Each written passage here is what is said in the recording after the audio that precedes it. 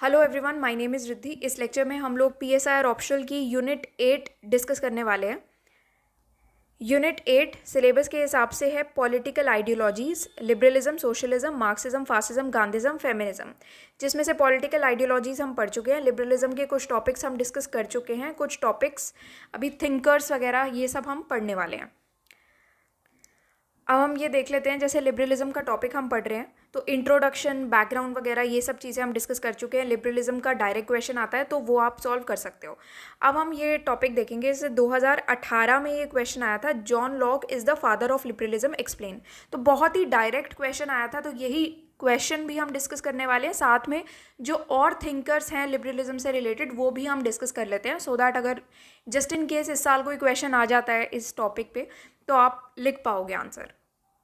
तो दो चीज़ों का हम हमेशा ध्यान रखेंगे कोई भी टॉपिक करने से पहले। सबसे पहले हम सिलेबस देखेंगे, सिलेबस में से डायरेक्ट क्वेश्चंस आ जाते हैं। दूसरा, प्रीवियस ईयर क्वेश्चन देखेंगे कि अगर फॉर एग्जांपल लिबरलिज्म लिखा है सिलेबस में तो लिबरलिज्म के भी कौन से एस्पेक्ट से क्वेश्चन आ रहे हैं, या कौन से टॉपिक से क्वेश्चन आ रहे हैं, या कौन से थिंकर्स से क्वेश्चन पूछा जाएगा। तो उस चीज़ के लिए प्रीवियस ईयर क्वेश्चन का काफ़ी बड़ा रोल रहता है, क्योंकि क्वेश्चन हर साल रिपीट हो जाते हैं। और कोई भी इन्फॉर्मेशन चाहिए हो आपको कोर्स के रिगार्डिंग तो आप synopsisize.com विजिट करके ले सकते हैं। तो थिंकर्स पर्सपेक्टिव थोड़ा सा देखते हैं। जॉन लॉक जो है, इनको फादर ऑफ लिबरलिज्म भी माना जाता है। तो जॉन लॉक का थोड़ा सा बैकग्राउंड मैं आपको देती हूँ कि इनको लिबरलिज्म इस्टेब्लिश करने के रिगार्डिंग इनको ऐसे रिकॉग्नाइज किया जाता था कि इन्होंने काफ़ी कंट्रीब्यूट किया है लिबरलिज्म की फ़िलॉसफी में, जिसकी वजह से इनको फादर ऑफ लिबरलिज्म माना जाता है। तो इन्होंने 2 ट्रिटाइसेस ऑन गवर्नमेंट भी दिया था, जिसमें 2 फंडामेंटल आइडियाज़ इस्टेब्लिश हो गए थे। पहला ट्रिटाइस ऑफ गवर्नमेंट में से जो एक आइडिया इस्टेब्लिश हुआ था, जो पहला आइडिया था वो था इकोनॉमिक लिबर्टी का। तो इकोनॉमिक लिबर्टी का आइडिया था कि मतलब कि right to have and use the property. इसका मतलब क्या है कि अगर प्रॉपर्टी आपके पास हो भी सकती है और साथ में आप प्रॉपर्टी को यूज़ कर सकते हो, इसका क्या मतलब होता है। तो इकोनॉमिक लिबर्टी सबसे पहले इन्होंने इंट्रोड्यूस किया था कि हर किसी को अधिकार है प्रॉपर्टी का। फिर सेकंड चीज़ है इंटेलेक्चुअल लिबर्टी। इंटेलेक्चुअल लिबर्टी का भी आइडिया इन्होंने दिया था, जिसका मतलब ये था कि फ्रीडम ऑफ कॉन्शियंस वगैरह ये सब चीज़ें इसमें आ जाती है। तो जो सेकंड ट्रिटाइस था उसमें तो काफ़ी सारे थीम्स थे, काफ़ी फेमस हुआ था, वो काफ़ी इंपॉर्टेंट पार्ट है जॉन लॉक की थ्योरी का। सेकंड ट्रिटाइस में काफ़ी सारे थीम्स है, जैसे कि नेचर ऑफ गवर्नमेंट है, कनकेस्ट है, स्लेवरी, प्रॉपर्टी वगैरह से रिलेटेड। इनफैक्ट राइट टू रेवोल्यूशन भी उसके अंदर दिया हुआ है। तो ये सारी चीज़ें जो है वो सेकंड ट्रिटाइस में आ जाती हैं। तो अगर आप राइट टू रेवोल्यूशन की बात करो तो सेकंड ट्रिटाइस उस हिसाब से काफ़ी इंपॉर्टेंट है, क्योंकि इसमें से भी डायरेक्ट क्वेश्चन आया हुआ है। ऑलरेडी यूपीएससी ने पूछा हुआ है अगेन इसमें से भी क्वेश्चन। देखो, ये 2020 का एक क्वेश्चन पूछा था, liberalism as a revolutionary idea. तो ये सारे चीज़ें हम सब डिस्कस करने वाले हैं, तो ये रिपीट हो सकती हैं, इस वजह से इसको छोड़ना नहीं है। अब थोड़ा सा कंटेंट वाइज देखते हैं। तो बहुत सारे एनलाइटनमेंट फिलोसोफर्स आए थे जिन्होंने लिबरल आइडियाज़ को शेप करने में काफ़ी हेल्प किया था। और ये आइडिया जो हैं वो सबसे पहले जॉन लॉक के द्वारा ये लिए गए थे और इसको बहुत ही सिस्टमैटिकली लगाया गया था और आगे पुट फॉरवर्ड किया गया था। इसी वजह से, इन सब चीज़ों की वजह से जॉन लॉक को फादर ऑफ लिबरलिज्म भी माना जाता है। उन्होंने काफ़ी सारे नेचुरल राइट्स थ्योरी भी उन्होंने डेवलप की थी। नेचुरल राइट्स थ्योरी उन्होंने दी थी, जिसमें लिबर्टी, लाइफ, प्रॉपर्टी इन सब की गारंटी प्रोवाइड की थी। और ह्यूमन राइट्स का कंसेप्ट वो लेके आए थे, उस पर उन्होंने काफ़ी काम किया था। और कंटेम्प्रेरी डेमोक्रेसी को भी बेसिस बना के उन्होंने काम किया था। इनफैक्ट लॉक का जो व्यू ऑफ गवर्नमेंट था वो एक सोशल कॉन्ट्रैक्ट पर बेस था, जो कि हम आगे डिस्कस भी करने वाले हैं। जो कि वो एक सिंपल सी चीज़ कहते थे कि अगर इंडिविजुअल्स को अपने राइट्स रिटेन करने हैं, जो भी उनका स्टेट ऑफ नेचर में जो भी राइट्स हैं उनके, अगर वो रखना चाहते हैं राइट्स को, और फिज़िकल हार्म या सिक्योरिटी वगैरह से प्रोटेक्शन चाहते हैं बेसिकली वो अगर सरकार से, तो उनको उसके रिटर्न में कुछ अपने अधिकार और राइट टू पनिशमेंट, ये सारे अधिकार उनको स्टेट को देने पड़ेंगे। मतलब कि स्टेट हमें सिक्योरिटी देगा और उसके बदले में हम स्टेट को वो अधिकार देंगे कि जिसकी वजह से अगर हमारा कोई भी राइट इन्फ्रिंज हो जाता है तो स्टेट आके उस चीज़ में इंटरफेयर करके हमें पनिश कर सके, दूसरे बंदे को पनिश कर सके। आपको कोई मारपीट कर रहा है तो स्टेट के पास ये राइट होना चाहिए कि उस बंदे को सज़ा मिले, ताकि आपका भी हित हो, ठीक है, आपके लिए भी काम हो पाए। तो ये बहुत ही बेसिक सोशल कॉन्ट्रैक्ट की थ्योरी है, और उन्होंने रेवोल्यूशनरी कंसेप्ट भी फिर बाद में लाया था, जिसमें से मैंने आपको बताया कि डायरेक्ट क्वेश्चन आया था। तो रेवोल्यूशनरी कंसेप्ट उनका ये था कि गवर्नमेंट जो है वो अपना कंसेंट गवर्नड लोगों से ही लेते हैं, मतलब कि हम लोगों को गवर्न कर रही है ना अभी गवर्नमेंट, तो जब तक हम हाँ नहीं भरेंगे किसी चीज़ के लिए तब तक गवर्नमेंट हमें रूल कैसे कर पाएगी। इसी वजह से गवर्नमेंट के लिए बहुत ज़रूरी है हमारा कंसेंट लेना कि हम क्या चाहते हैं क्या नहीं चाहते। तो हमारी जो भी हम अथॉरिटी देंगे वही अथॉरिटी तो गवर्नमेंट के पास रहेगी ना। तो गवर्नमेंट अपनी अथॉरिटी कहाँ से डिराइव कर रहा है, हम ही लोगों से, ठीक है, और किसी ऊपर से कहीं से डिराइव नहीं कर रहा, हम लोगों से डिराइव करता है।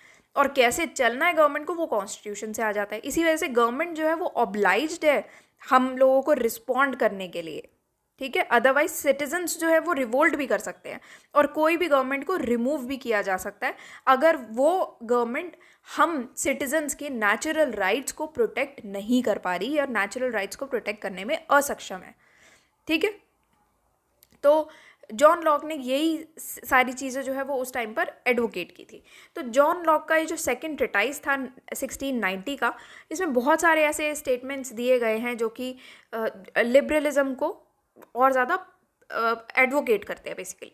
तो उनके ऐसे व्यूज़ हैं कि गवर्नमेंट जो है it is a product of the contract, social contract का एक प्रोडक्ट है गवर्नमेंट यहीं से आई है, एक कॉन्ट्रैक्ट से ही आई है जिसमें हम सभी का कंसेंट काफ़ी इंपॉर्टेंट है और कंसेंट जो है वो हर एक लिबरल स्टेट का एक बेसिक एलिमेंट होता है। तो जॉन लॉक ने ये लेजर फेयर के प्रिंसिपल को डिफेंड भी किया था। लेजर फेयर का बहुत सिंपल प्रिंसिपल होता है कि जितने भी इकोनॉमिक एक्टिविटीज़ हैं इंडिविजुअल्स की उसको प्रमोट किया जाए, और इकोनॉमिक लिबर्टी को प्रमोट करता है लेजर फेयर का कंसेप्ट कि स्टेट का मिनिमम इंटरफेरेंस होना चाहिए इंडिविजुअल की इकोनॉमिक एक्टिविटी में, ठीक है।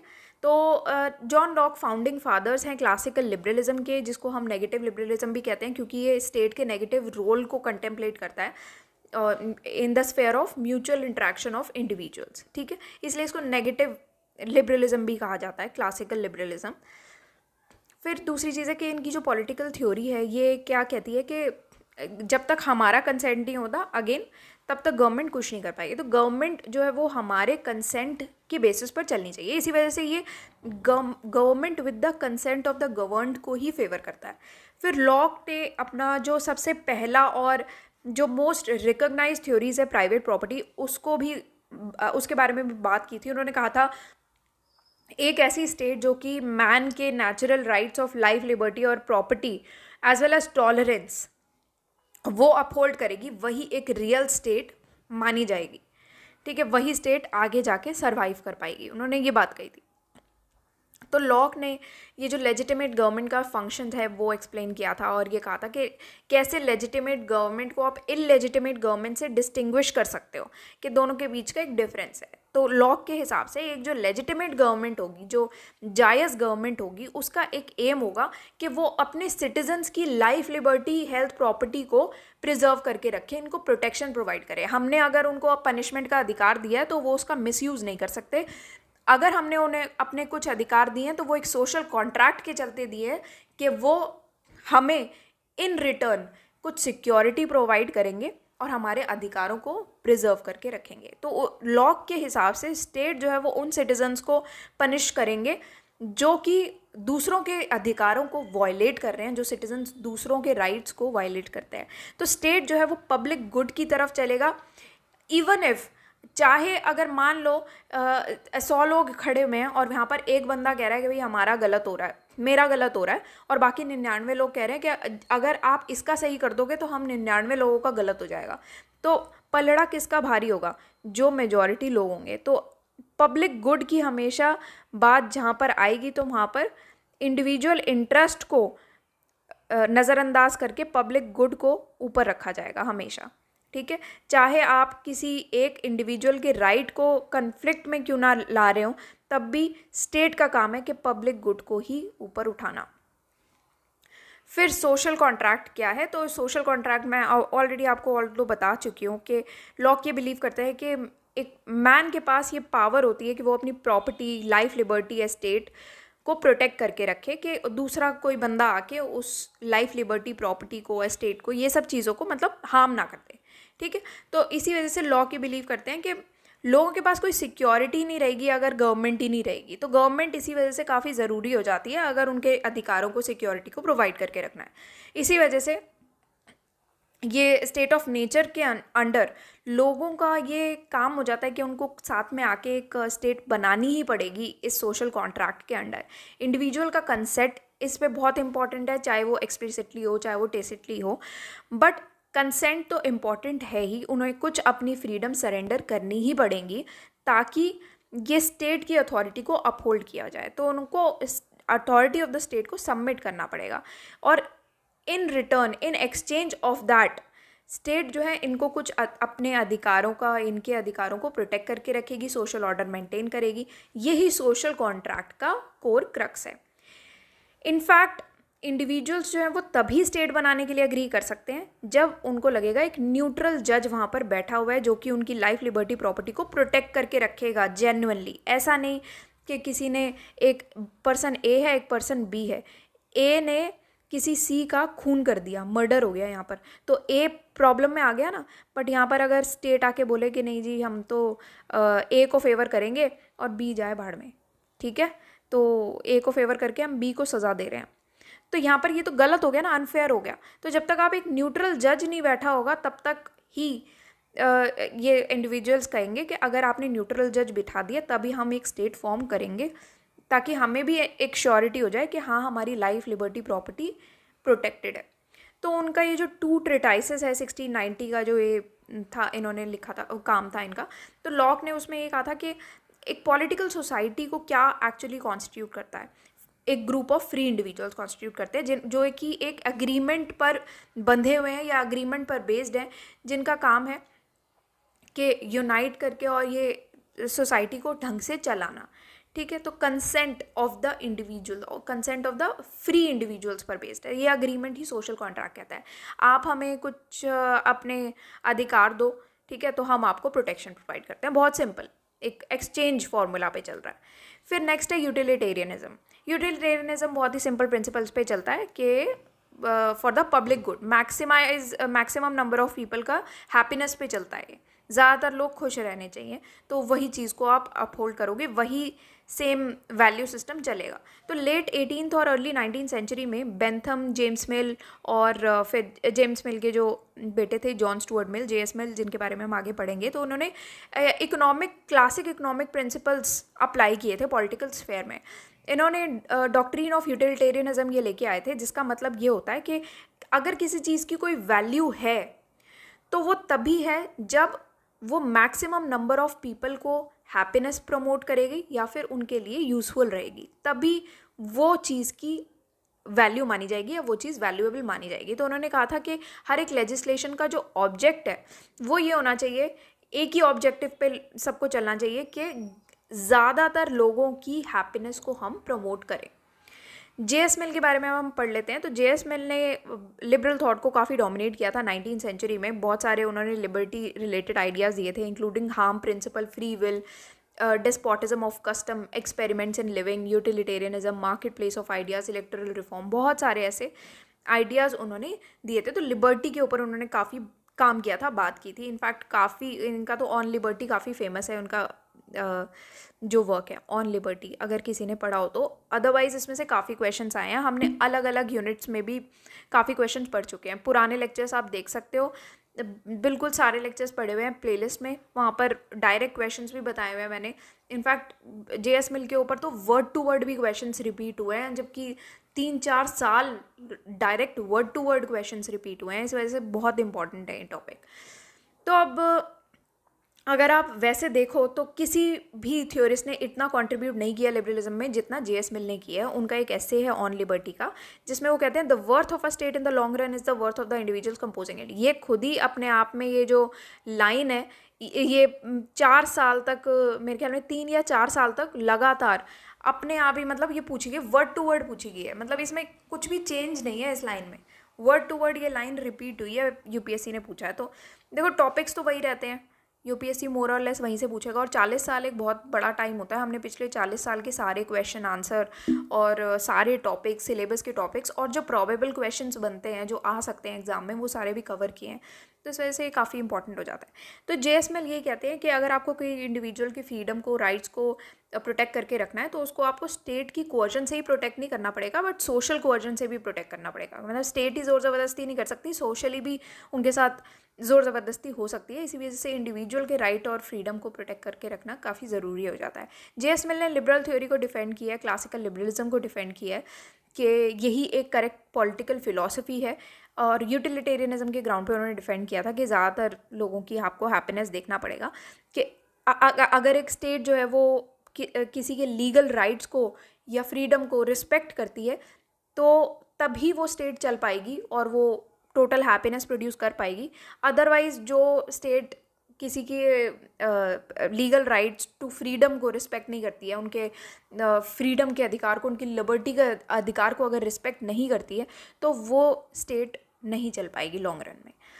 फिर रूसो की बात आती है, तो रूसो ने लिबरल व्यू से अग्री किया था कि पीस, सेफ्टी और प्रॉस्पेरिटी जैसी चीज़ें जो हैं, ये 3 चीज़ें, ये किसी भी लेजिटिमेट गवर्नमेंट, किसी भी जायज़ गवर्नमेंट के मिनिमम गोल्स को कॉन्स्टिट्यूट तो करती हैं। तो रूसो का जो सोशल कॉन्ट्रैक्ट था वो कहता था कि इसमें आपको एक अग्रीमेंट बनाना पड़ेगा जिसमें गवर्नमेंट जो है वो लिबरल प्रिंसिपल्स के बेसिस पर ही लेजिटिमेट बन पाएगी। तो रूसो ने भी लिबरल प्रिंसिपल्स को एडवोकेट किया था, ऑल इन ऑल आप ये कह सकते हो। तो TH ग्रीन है नेक्स्ट, और ये लास्ट है, जो ये कहते हैं कि इनको भी कंसेप्ट ऑफ पॉजिटिव लिबर्टी के फादर माना जाता है, जिन्होंने क्रिएशन ऑफ वेलफेयर स्टेट पे काम किया था। और एक इनका एक प्रिंसिपल था पॉलिटिकल ऑब्लिगेशन का, जहाँ से ये थ्योरी ली गई है, और ये कहती है कि will not force is the basis of the state. ये भी डायरेक्ट क्वेश्चन आया था एग्ज़ाम में, ये सारे डायरेक्ट क्वेश्चन आए हैं। अब क्या होता है कि कोई क्वेश्चन जो है, देखो जितनी भी यूनिट्स दी गई हैं ना उसमें मोर और लेस सिमिलर टॉपिक्स है, जस्टिस, लिबर्टी काफ़ी बार आ चुके हैं। तो कोई टॉपिक्स कहीं आएंगे, कोई टॉपिक्स कहीं आएंगे। इनफैक्ट TH ग्रीन एक जगह सिलेबस में ही है डायरेक्टली, तो वो टॉपिक्स वहाँ पर भी आएंगे। तो ये हम ऑलरेडी कवर कर चुके हैं, काफ़ी बार हमने ये पढ़ा है, और ये सारे टॉपिक डायरेक्ट क्वेश्चन बनते हैं। इसी वजह से ये टॉपिक्स तो आप बिल्कुल छोड़ के नहीं जा सकते। थिंकर्स वाले पार्ट में से भी हालांकि एक एक क्वेश्चन ही आते हैं, अगर आप वैसे प्रीवियस ईयर क्वेश्चन उठा के देखो तो थिंकर्स में बहुत वैसा बना तो रखा है, बहुत हाइप मचा रखी होती है उसकी थिंकर्स की, बट हर साल एक क्वेश्चन आता है थिंकर्स में से, इससे ज़्यादा क्वेश्चन आते भी नहीं है जो थिंकर्स वाला पर्टिकुलर टॉपिक है। अदरवाइज थिंकर को लेकर किसी और यूनिट में से या उसके पर्सपेक्टिव से क्वेश्चन आ सकते हैं। फॉर एग्जांपल लिबरलिज्म अभी चल रहा है, तो लिबरलिज्म के पर्सपेक्टिव में जॉन लॉक के ऊपर से क्वेश्चन आ गया, या फिर JS मिल के ऊपर से क्वेश्चन आ गया। JS मिल के ऊपर से काफ़ी बार क्वेश्चन आया। इनफैक्ट जॉन लॉक से ज़्यादा इंपॉर्टेंट JS मिल के ऊपर क्वेश्चन है, दोनों ही इंपॉर्टेंट है, क्वेश्चंस आते ही हैं इन सारे टॉपिक्स में से, तो ये करके जाने हैं बिल्कुल। तो ये कहते हैं कि ज़ोर ज़बरदस्ती से कोई भी स्टेट नहीं चल पाएगी, आपको लोगों का कंसेंट तो लेना ही पड़ेगा। तो TH ग्रीन ने ये स्टेटमेंट को सजेस्ट किया था इन द कंटेक्स्ट ऑफ कि स्टेट को अगर आपको कंटिन्यू रखना है तो वो यही रीज़न है जिसकी वजह से स्टेट अच्छी चल सकती है। तो यही आपका टॉपिक था। अब TH ग्रीन खत्म हो गया। नेक्स्ट टॉपिक में हम डिस्कस करेंगे, ये डायरेक्ट क्वेश्चन था, liberal democracy has one the historic battle of ideologies. तो ये एप्लीकेशन बेस्ड क्वेश्चन है, इसको हम पेड लेक्चर्स का पार्ट है ये, देखो उसी में ही डिस्कस करेंगे हम। Okay, so just one more thing, this is our website synopsisis.com। यहाँ पर आप जाओगे तो कोर्सेज़ में, ऑप्शनल कोर्सेज़ में चले जाना, PSIR ऑप्शनल का जो भी आपको डिटेल्स चाहिए अबाउट दिस कोर्स वो आपको यहाँ पर मिल जाएगी। ठीक है, तो बाकी अगर आपको कुछ पूछना हो आप पूछ सकते हो। और यहाँ पर अगर आप डेमो कंटेंट में जाओगे तो फ्री रिसोर्सेज आपको मिल जाएंगे, डेमो आपको फाइल भी मिल जाएगी किस हिसाब से आपको काम करना है। Also just one more thing कि अगर आपको इसके प्रीवियस ईयर क्वेश्चंस अगर आप खुद से प्रिपेयर कर रहे हो तो प्रीवियस ईयर क्वेश्चंस की बुकलेट यहाँ से ही, डेमो कंटेंट से ही डाउनलोड करना और उसको प्रिपेयर करना, क्योंकि प्रीवियस ईयर क्वेश्चन सारे रिपीट हो रहे हैं तो वो करने काफ़ी ज़रूरी है। Okay, so that's all for today and thank you for watching the lecture.